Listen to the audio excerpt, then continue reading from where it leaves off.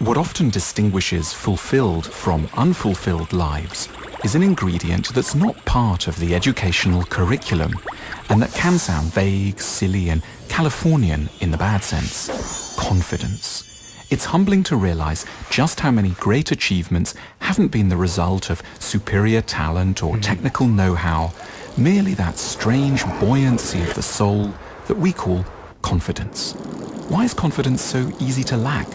Partly, it's a hangover from the past. For thousands of years, for most of us, there simply were no opportunities for hope.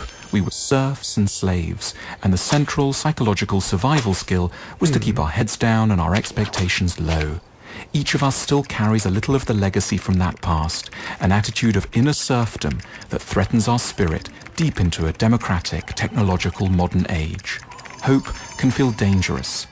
There might in addition have been parents who sent out subtle messages. People like us don't. Who do you take yourself for? We should feel compassionate about where those defensive parental messages came from.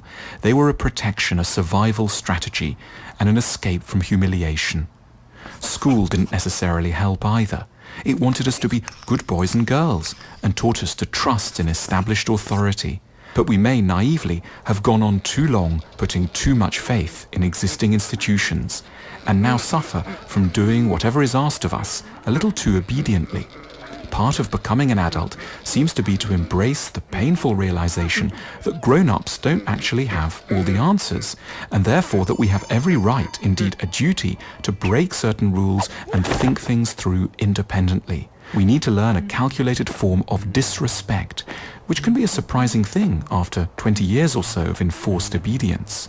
We need to learn a constructive suspicion of authority, a path between total compliance on the one hand and sullen skepticism on the other.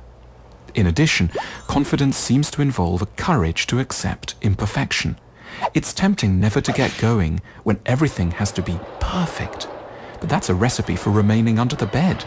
And yet how often so-called great lives have been riddled with errors that nevertheless didn't sink them. Confidence begins with a capacity to forgive oneself the horrors of the first go. Death is a necessary thought too.